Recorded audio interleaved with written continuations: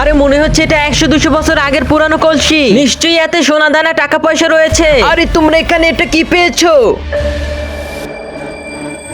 মালিক, মাটি খোঁড়ার সময় এই কলসিটা আমরা এখানে পেয়েছি। এটা অনেক পুরানো একটি কলসি, এটার ভিতরে মনে হচ্ছে অনেক টাকা পয়সা রয়েছে। হ্যাঁ মালিক, ও সত্যি কথা বলছি, আমরা দুজনে মাটি খোঁড়ার সময় এই কলসিটা পেয়েছি এখানে।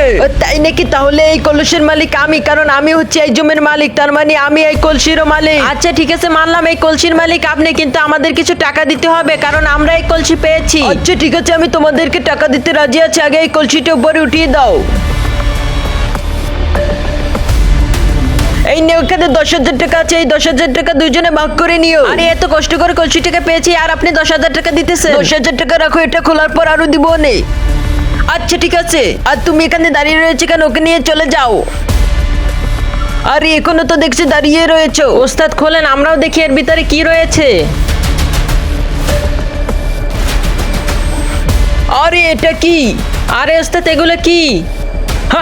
আমি বুঝতে পারছি, 1000 বছর ধরে এগুলোর ভিতরে কাটছিল। আরে এখান থেকে দ্রুত চল, আমাদের কাজে লস হয়ে যাচ্ছে। আরে ভাই তোমরা কোথায় যাচ্ছ? আমার টাকা দিয়ে যাও। আরে সরো, আমার কাজ আছে। আরে সরো আমাদের কাছ থেকে, আমাদের অনেক কাজ বাকি রয়েছে। আরে ভাই আমার টাকাগুলো তো দিয়ে যাও। সবাই তো নাচ গানের ভিডিওতে লাইক সাবস্ক্রাইব করে, দেখি এই সুন্দর ছবিগুলোর জন্য কেউ লাইক সাবস্ক্রাইব করে কিনা।